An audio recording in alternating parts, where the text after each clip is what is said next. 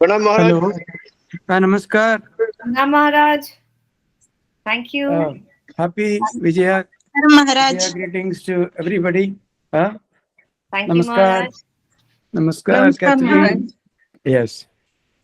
We shall start. Yes. It's Yes, Maharaj. 3:30. Uh, Yes, Maharaj. Om Stapakaya cha Dharmasya Sarvadharmasvarupine Avatara Varishdaya Ramakrishnaya Te Namaha Jananim Sharadam Devim Ramakrishnam Jagadgurum Padapadme Tayostritva Pranamami Muhormuhu Namasri Yatirajaya Vivekananda Sureye Satchisukhasvarupaya Swamini Tapaharini. So let us continue our study of the Gospel of Sri Ramakrishna. This is where we stopped last time. Master is asking, Sir, what's the meaning of realization of God? What do you mean by God vision? How does one attain it? See, one great thing, when you go to really a great soul, a spiritually elevated person, or whom at least you feel as someone of great spiritual stature, the best thing is to use their company for such pursuits, sub-questions, sub-inquiries. Quite often, even when we go to ashramas or seek the company of sadhus, we spend time talking laukik. So, but Master Maharaj was a great sadhaka himself. He was asking, what is the meaning of realization of God? So Sri Ramakrishna answers, according to the Vaishnavas, the aspirants and seers of God may be divided into different groups. There are the Pravartaka, the Sadhaka, the Siddha, and the Siddha of Siddha. He who has just set foot on the path may be called a Pravartaka. He has just done the Pravesha, the entry. He has just taken to spiritual life. New entrant. He may be called a sadhaka who has for some time been practicing spiritual disciplines such as worship, japa, meditation, and the chanting of God's name and glories. So, having taken to spiritual life, he has started practicing disciplines and is a sadhaka by now. So, he is the next grade. From just entry, then he becomes a sadhaka. And then he may be called a siddha, who has known from his inner experience that God exists. Now, till then, till you get the real first transcendental experience of the reality or God or Irishta or whatever it is. See, all the sadhana that we do, whether it is japa or meditation, everything, they're all within the realm of the senses only. In meditation, you try to control the mind, but then you are still in the realm of the mind only. You have not gone beyond the mind. So the first sign of anything that is spiritual is there is a super sensuous experience or experience that transcends these senses, where the senses are no longer in play. There's a first experience. So that's why he says, where he known him from inner experience that God exists. It's not that what is read in the books or what is heard from elsewhere, or it's not based on some faith, oh, this is what it is. No, it's a clear inner experience. That's why, the spiritual experiences are always classified as Swasam Vedya, not Parasam Vedya. It's one's own experience. The experiencer alone can clarify. Supposing you say you have realized God, no one else can certify for that. You and you alone would know without doubt. There would not be even an iota of doubt in the mind of the experiencer. That's why Gata Sangsaya Dhrida Nishchaya. Then there is no longer any doubt about that. As long as there is doubt, as long as you seek validation, know for certain that we have not got it. But one goes beyond that. There is a spontaneous grasp of that ultimate or God or whatever it is, a glimpse, then one knows for certain that God's there, then there's no longer any doubt about it. Then, so here he gives a beautiful analogy to explain this idea. He says, the master of the house is asleep in a dark room. Someone is groping in the darkness to find him. And he touches the couch and says, no, it is not he. He touches the window, it is not he. Touches the door and says, it is not he. It is known in Vedanta as the process of neti neti. At last, his hand touches the master's body and he explains, here he is. In other words, he is now conscious of the existence of the master. He has found him, but does not know him very intimately. It's a very beautiful example. He says, someone is searching for a master who is in a dark room. Actually, our search for God is also like that. It's like groping in the dark. We do not know. You have some idea, you have heard somewhere, you have read some books, you have been into some temple or some mutt or ashrama or somewhere, some tradition, either from childhood or from parents or some family culture. Somehow we are picked up and then it goes. So it's like groping in the dark only. But then, the beauty is, even in the search, that is why, one is called Pravartaka. He has come to search, but he's come to search at the right place. So, even in sadhana and everywhere, if you adapt something which is totally unspiritual, you are wrongly guided by somewhere, you has landed in some place, then, it may be a very winding and circuitous path. Coming to the right place, even to search for God, even in spiritual life, to know what it should be done in the right way. You have not done it. You are just beginning the journey. You have come to know about these truths, these realities, etc. You want to search for it in the right place, in the right way, in the right atmosphere, with the right company. All those things, that's what make you a real pravartaka. Then only your search will be meaningful, and then only it will be, successful. And then, as he gropes in the dark, he says, he touches this, he touches that, he says, he is not the master, he is not neti neti. So it is something like, a pravartaka, he does all those disciplines, japa, meditation, vichara, neti neti, whatever it is. So he's still in the stage of searching. And then he says, suddenly he touches the master. He has not come to know him intimately. But once he touches the master, he knows for certain that he has touched him, he has touched the reality. Then afterwards, there is no doubt in the mind about the reality of the God or truth. This is the third stage, which is Sri Ramakrishna compares to a siddha, a person who has inner experience about the reality or existence of God, and afterwards, there is no longer any doubt in the mind of that person. This is the stage of being a siddha. And then he goes on to add, there is another type known as the siddha of siddha, the supremely perfect. It is quite a different thing when one talks to the master intimately, when one knows God very intimately through love and devotion. A siddha has undoubtedly attained God, but the supremely perfect, the siddha, has known God very intimately. So, there also Thakur makes a beautiful gradation. Somehow people do get some glimpse, something, some vision, some darshan, something happens. That's okay. Then that gives you complete certainty about spiritual life. You are sure you are what you are seeking. Supposing one has touched the master, then one knows that, yes, this is what I have been seeking. Otherwise, if you get something else, it doesn't matter. What you are seeking, see that experience will give you complete certainty. This is what I have been seeking, and I have touched it. So afterwards, there is no doubt in the mind, there is no vacillation. Then the person has to only intensify the effort. So all the initial work, all the hard labor, etc., has been done. And just that breakthrough has been achieved.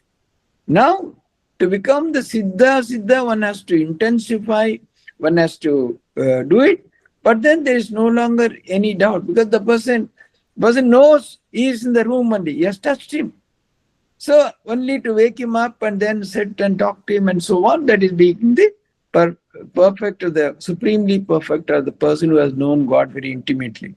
Senior Swami gave a very beautiful analogy to explain this difference between the Siddha and Siddha of Siddha, who has just known God and was known him without any doubt. Or, I mean, something that he says, supposing you are searching for an address in a very in an unknown place. You're going there for the first time. You've got the address, you've got the landmark, everything is written on a piece of paper on your hand.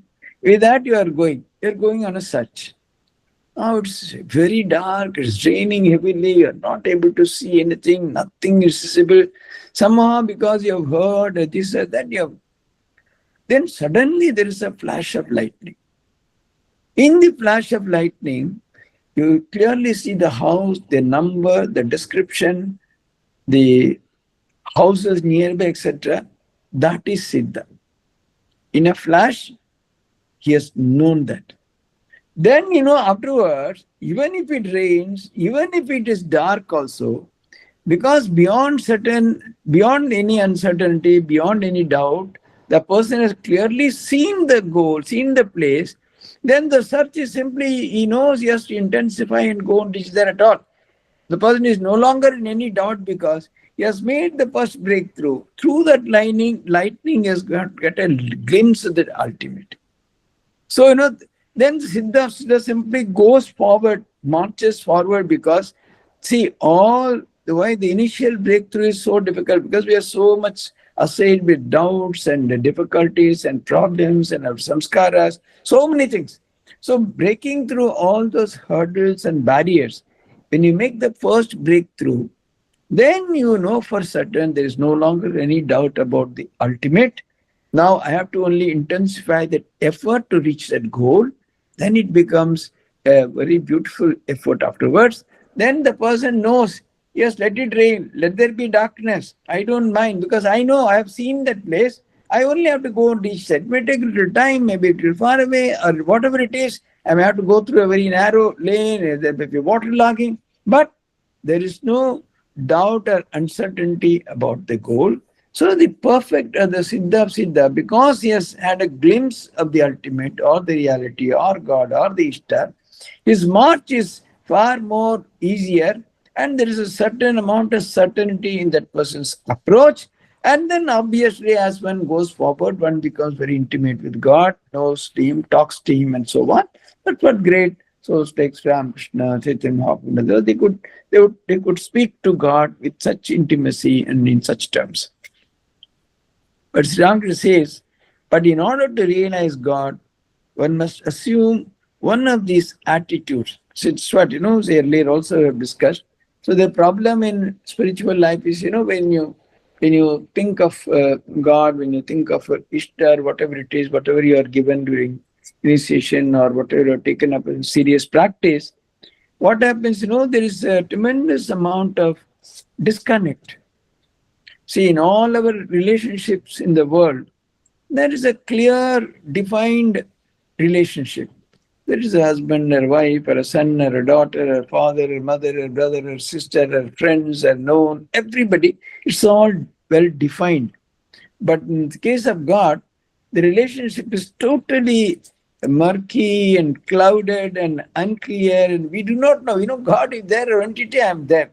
What is the connection? That's why Sri Ramakrishna, he says, in several times it comes in the gospel, there are one class of devotees who just pray for liberation.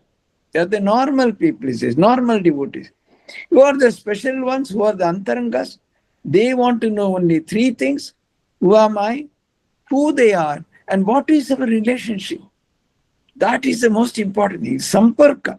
See, that is why this class of devotees are more special. Because, when you go and pray in any temple to God, Kali, Krishna, whatever it is, one need not and probably one does not also think so much about what is my relationship with Kali, what is my relationship with Krishna. Krishna is there as a all-powerful, all-blissful, all-compassionate God or entity. You go on this thing, and just like supposing a rich man comes to distribute alms, the beggar does not think that what is my relationship with this rich man. I want money, I'm begging, here is a person who is giving and I will get it, that's all. He is a giver, he is a benefactor, he is a dani, he is a charitable person. That's all. There is no other. But that's why Ramakrishna. So those who just only aspire for liberation or mukti, they don't specifically think of any special intimate relationship with Thakur and all that. They are worried as to, I get it, how, that's all. But he says those who are intimate, in fact, they are the people who really get it and get it quicker also, because they are solving the major problems in spirituality. What is the ultimate? What is God? What is Shishta? Who am I? And what is our relationship? How am I connected?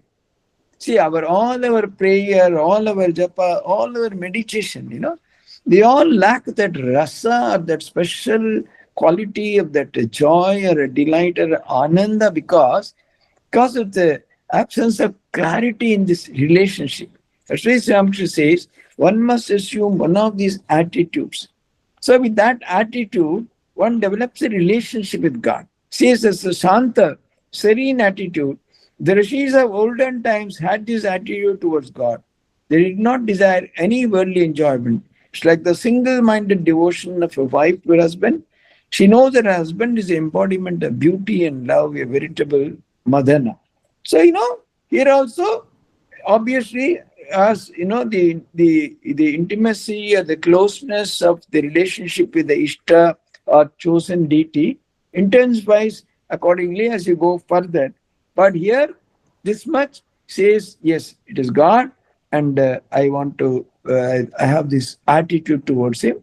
Anyway, here also is getting connected to God. Then, it's a little more intimate relationship is Dasya, the attitude of a servant towards master.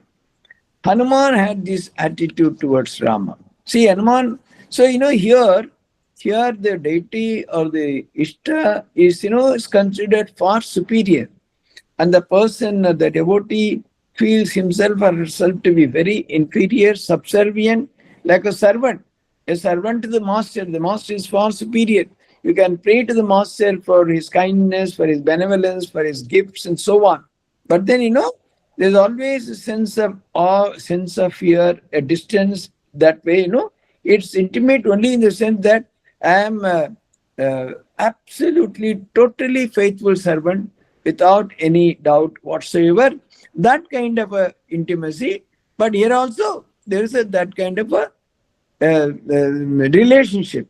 He felt the strength of a lion when he worked for Rama, because he knows that my master is there to protect me always. I don't have to worry about anything. I can just jump, cross over the ocean, do anything. You can go into the kingdom of palace of Ravana and attack him also, because my Rama is there to protect him. Complete faith in God and feeling that I am his servant. So he says, of course, in other relations also to some extent this might be seen, but the highest example they say is the attitude of a true servant, just as a Hanuman. A wife also feels this mood. She serves her husband with all her heart and soul. Mother also has this little attitude towards Yashoda. But predominantly, it's only the Hanuman's example, where one is a true servant to the master. It's always quoted as the highest and the most perfect idea of a relationship. Then, the third is, Sakhya, the attitude of friendship. Friends say to one another, come here, sit near me. Sridhama and other friends sometimes fed Krishna with fruit, part of which they had already eaten, and sometimes climbed on his shoulders. So, here again, the relationship becomes even more refined, where there's a sense of kind of equanimity with God. Doesn't feel that, in master-servant relationship, the master is far superior. But here it's Sakha, it's a friend. So I don't have to worry anything. He's my very friend. I can take liberties with him. So this is a more intimate relationship. This way it says Sridhama and others sometimes used to feed Krishna with a fruit they had partly tasted themselves. So because of the intimacy. So that they never felt that is God is much superior, we have to keep a distance and we are ordinary mortals. No, they felt so intimate that they could take liberties with him. And then Vatsalya, the relation becomes even more refined, where, the mother towards child, Yashoda's attitude towards Krishna. The wife too has a little of this. She feels her husband with her very ripe blood, as it were. The mother feels happy only when the child is eaten to his heart's content. Yashoda would roam about with butter in her hand in order to feed Krishna. So here, why it becomes even more refined. Here, it's not only a sense of equanimity or being equal to God, it's even feeling that unless I look after Krishna, who would look after him?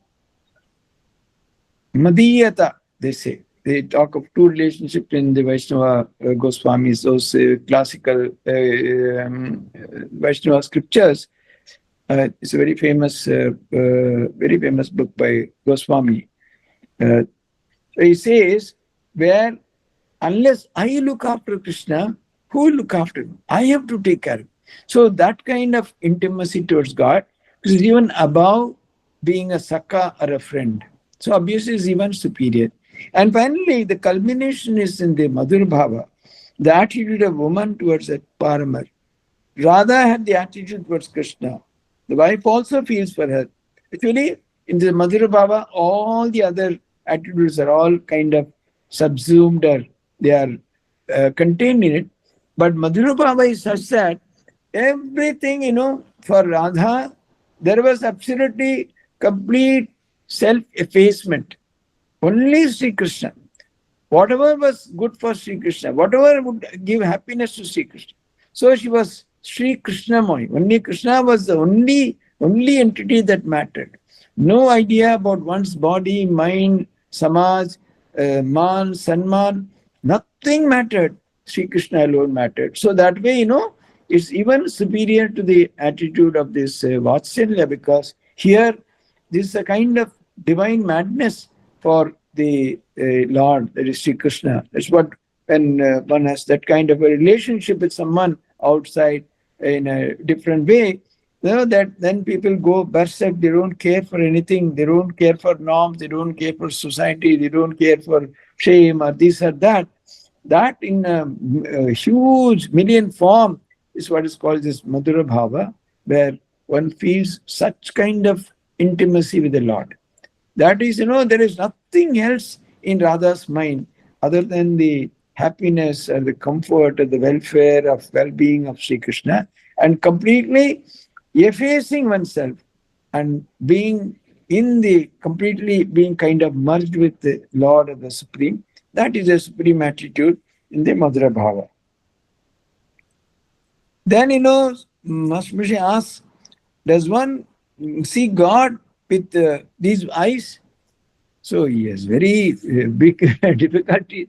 How does one see God? Is it possible to see with these eyes? Because Ramkrishna had in Kathamrita also in many places, even in Lila again and again about his visions, etc., are all mentioned. But Ramkrishna here gives some kind of a hint. He says, cannot see him with the physical eyes. In the course of spiritual discipline, when one becomes an intense sadhaka, at very high advanced stage of spiritual life, one is endowed with Premer Chakshu. This is what Sri Ramakrishna says. Very poorly translated as love eyes. I don't know what this term means, love eyes. But Sri Ramakrishna, I think in the Bengali, says Premer Chakku, the eye of that kind of a divine love, madness for God. Says eyes, ears, love, all the organs, they become love ears. Everything becomes love. Even organ of sex also becomes love. Then say Yam burst laughing. And then, but Sri Ramakrishna, he never bothered about it. He was just only speaking, in a very, he himself was in a very divine state.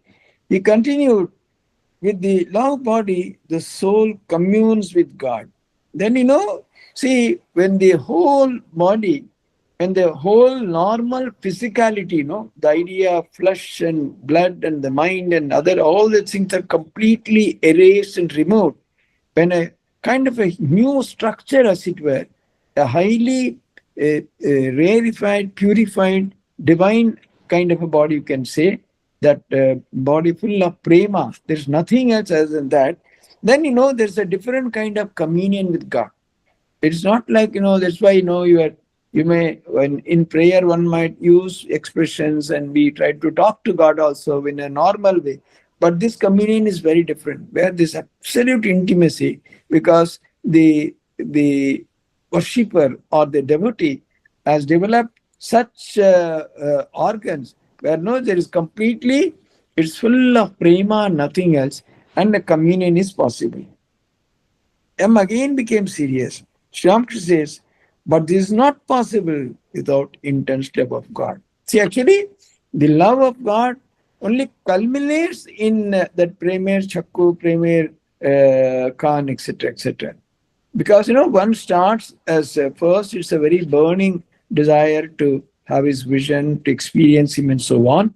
As one goes on and on and on and on, at higher and higher levels, and the intensity of the highest order, then all your physicality, the senses and all that, they all get probably completely burnt up, giving rise to a new kind of a structure full of prema or supreme love of God. And that structure is possible to commune with God, to have his vision, talk to him, and so on. So he says, he gives an example. One sees nothing but God everywhere when one loves him with great intensity. There will be nothing else. That is all, because there is nothing else for that person to see. That person is not interested even in the least in anything else, including one's own body, which is our dearest. No awareness even his own body, because the whole body has become completely consumed by that fire of love for Sri Krishna or the Ishta. So there is nothing left of anything earthly in that personality. So that is why he sees only God everywhere. So we see, in the Gopi Leelas, etc., how Radha, every tree, everything for her, it should talk only about Sri Krishna, only about that. Then he gives an example. It's like a person with jaundice who sees everything yellow. Then one feels, I am verily he. So Radha, she had no separate identity other than Krishna. Then, again another example he gives, a drunkard deeply intoxicated says, verily I am Kali. The gopis intoxicated with love exclaimed, verily I am Krishna. Of course, what is done at the earthly level, at the level of the senses, like a drunkard or a person having jaundice and all that, certainly analogy is true only to that extent. The Guru Maharaj will explain also. One thinks of God day and night, beholds him everywhere. It's like man seeing flames on all sides, after his gaze fixedly at one flame for some time. I think we can also experiment. We keep on looking constantly at a flame for quite some time. Afterwards, even if you turn your eyes here and there, everywhere you see only flame for some time, for a few seconds. So in the same way, for completely immersed in that idea of God day and night, you only behold him everywhere. But M is still not aware of this kind of a condition. He thinks that, but that is not the real flame. So it's a kind of a illusion, or a kind of a hallucination, seeing flame everywhere. The flames that are seen everywhere are not real. There's only one real flame. It's only an illusion. Is it like that? But Sri Ramakrishna, who could read a man's inmost thoughts, said, one doesn't lose consciousness by thinking of him who is all spirit. So, when you see God everywhere, it's not like illusion. It's not like seeing something which is unreal, which is within the realm of the senses. It is beyond that. So even a person who sees Brahman everywhere, consciousness everywhere, that is that complete oneness, that idea is very different. It is not this. So he says, all Shivanatman Simmat, too much thinking of God confounds the brain. Thereupon I said to him, how can one become unconscious, but thinking of consciousness? Yes, sir. I realize that it isn't like thinking of an unreal object. How can a man lose his intelligence if he always fixes his mind on him, whose very nature is eternal intelligence? Now, Yam has got some idea, some clarity about it. It's not like seeing a flame for some time and then looking around and then seeing everywhere it is unreal and illusion. It's not illusion. It's all complete Chaitanya reality. All constantly, there's the one idea, one consciousness, one awareness possessing that person completely. So there is a big difference. Sri Ramakrishna says with pleasure, it is through God's grace you understand doubt. You understand that. The doubts of the mind will not disappear without His grace. Doubts do not disappear without self-realization. So, how is it possible? How does one see only God everywhere? See, it's only an idea, just to give an explanation, to give him some glimpse of what it is like. Sri Ramakrishna gave some earthly example, like it can be like this, maybe it is like this. But in reality, that experience is far, far superior, it's very, very different. It's not that, see here, if you see like that, and if you rub your eyes, it will all go. Only one flame you will see. When you try to retain that, only for some time it would. Even otherwise, normally also it will go away after a few minutes. And if you rub your eyes, immediately it will go away. But it is not like this. A person who is possessed by God, who is day and night thinking of Him only, his consciousness is completely saturated with that kind of God consciousness. Radha did not see Sri Krishna just for a moment. Wherever she would turn, whichever direction, to whomever she would talk, for her, only Sri Krishna, nothing else. Nothing else was visible to her. Nothing else was there with whom she could contact or converse or talk to or nothing. So, it's not a momentary or temporary unreal experience like a person with a jaundiced eyes or someone seeing the flame for some time. It's something eternal, permanent, not tempered or not punctured by any other interval or anything like that. So, he says, but the doubts will not disappear without God's grace. Doubts do not disappear without self-realization. So that's why, till one crosses that first threshold, till one gets that first real glimpse into that ultimate, the reality or whatever it is, one is constantly assailed by doubts and difficulties, problems, everything they keep on occurring. But by relentless pursuit, if one crosses that threshold, then it's only, then the sadhana doesn't become easier, it becomes more intense maybe. But there is certainty in that sadhana. There is no longer any doubt because that person has seen beyond doubt, had a glimpse of the truth. But one need not fear anything if one has received the grace of God. It is rather easy for a child to stumble if he holds his father's hand, but there can be no such fear if the father holds the child's hand. It's often Sri Ramakrishna gives this example.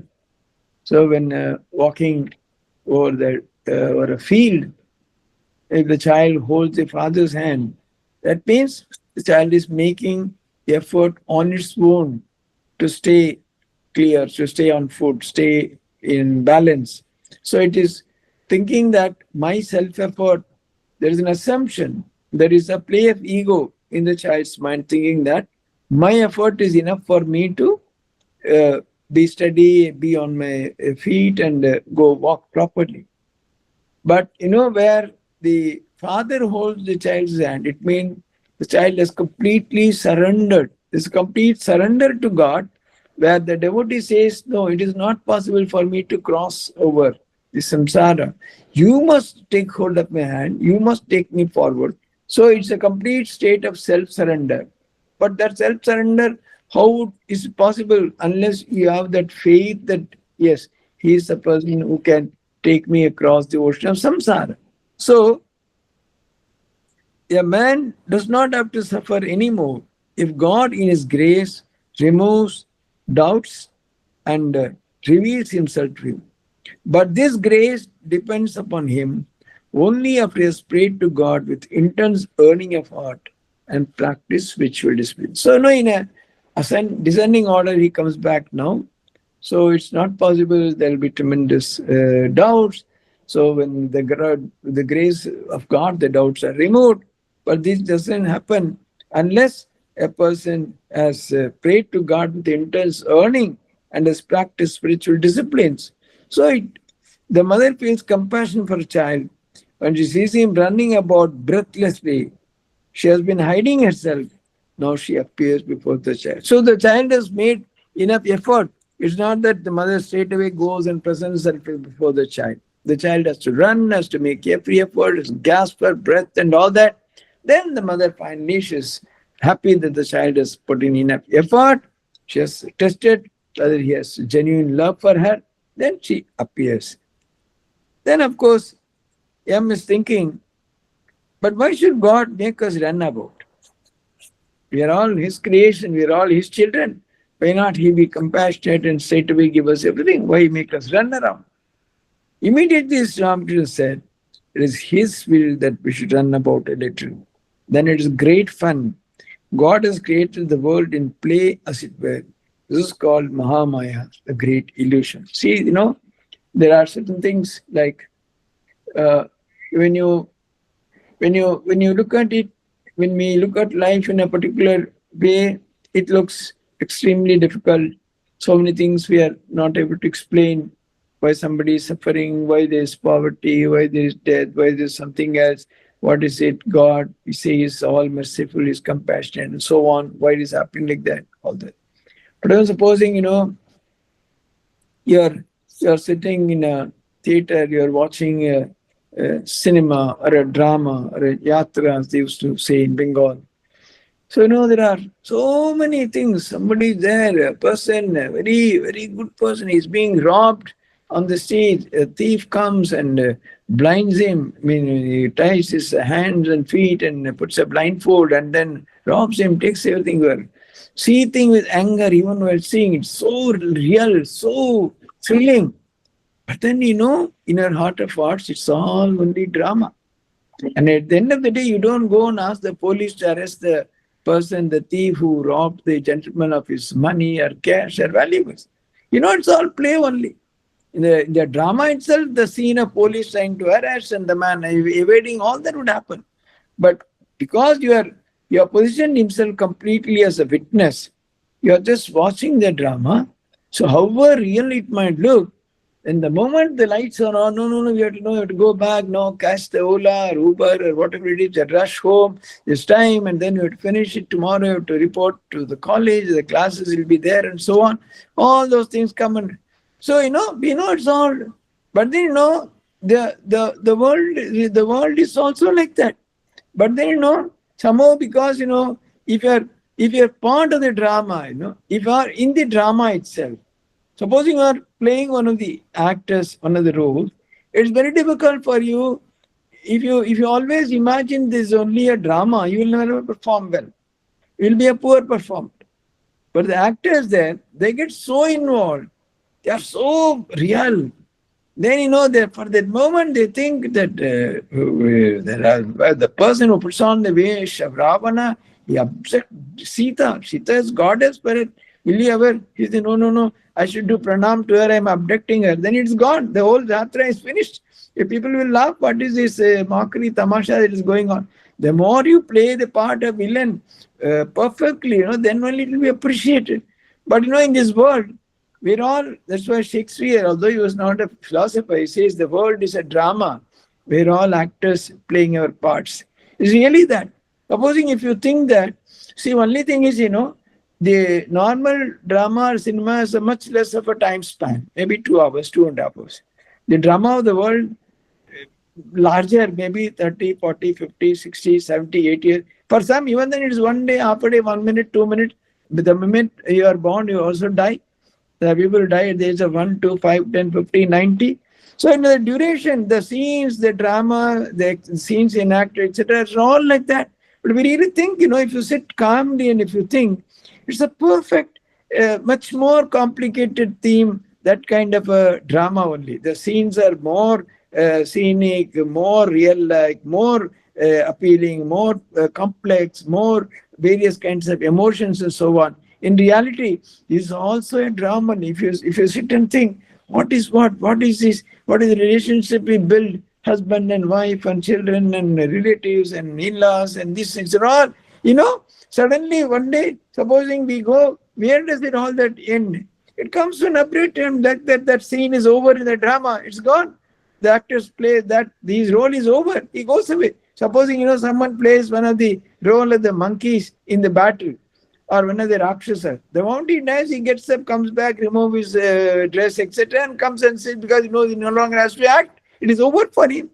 So, if you think very deeply, I think that is the best way. Otherwise, we can never understand why world is like this, why there is injustice, why somebody should be poor, why someone apparently a good person, why there is so much suffering in his life. So many questions, they're all completely unanswered.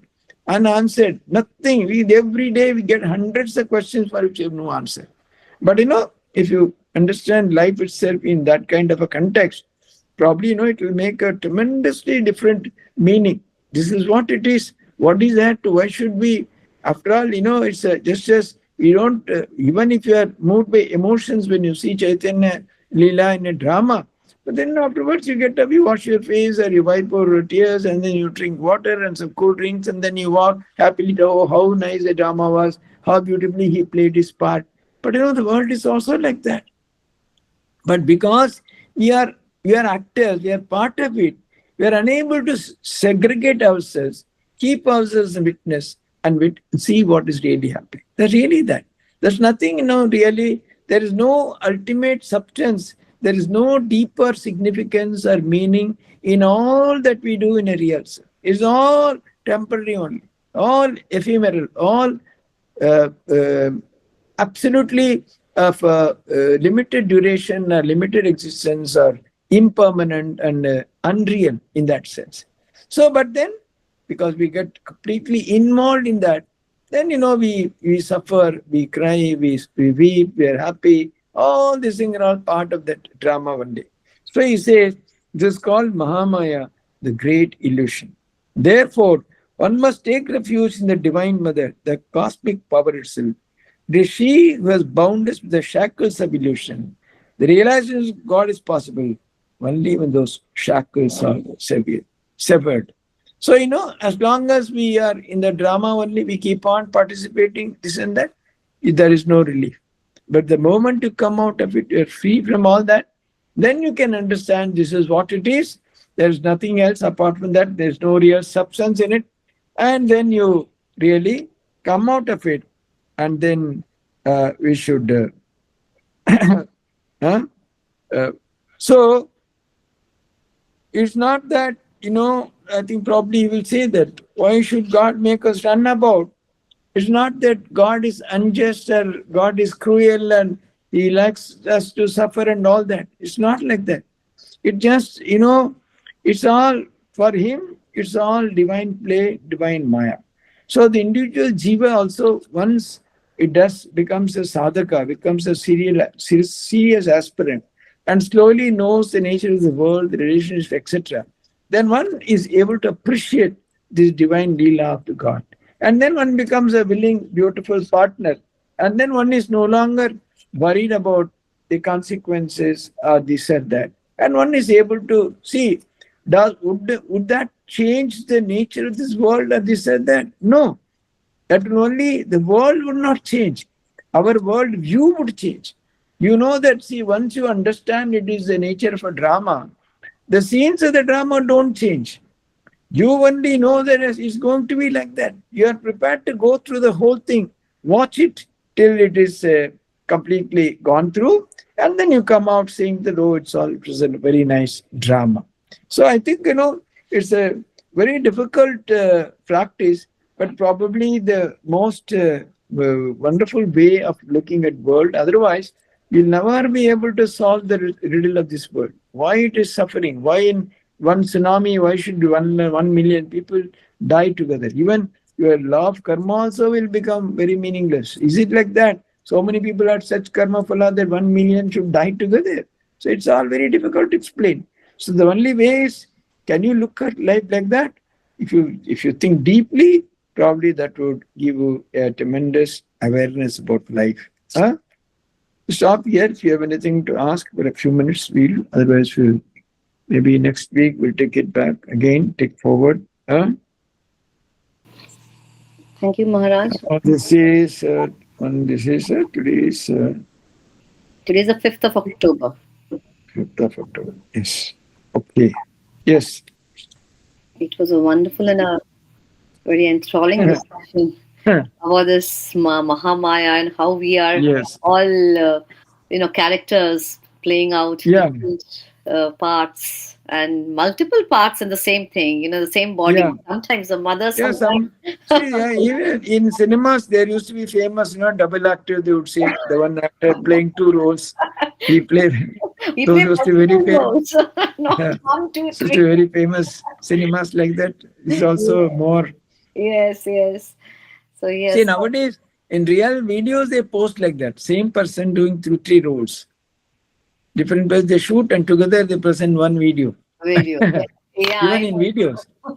It's and that only thing is that the time span, as you mentioned, is so long, Yeah. and it becomes the happy moments. The time span shortens. So it is.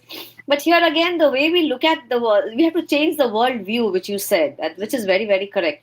But changing the world views again, we are bound by our samskaras.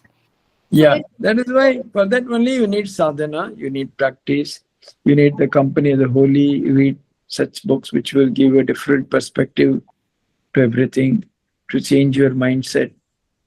Right. Yes. So that is the real thing. So that sadhana, everything boils down to the sadhana and the spiritual practice and the holy company. Yes. There's nothing without sadhana. Even if we be the witness, but then we still have to do the sadhana. No, the idea of practicing the witnesshood itself is a sadhana. Constantly trying to remain in that, that's also a sadhana. One can practice that also very intensely.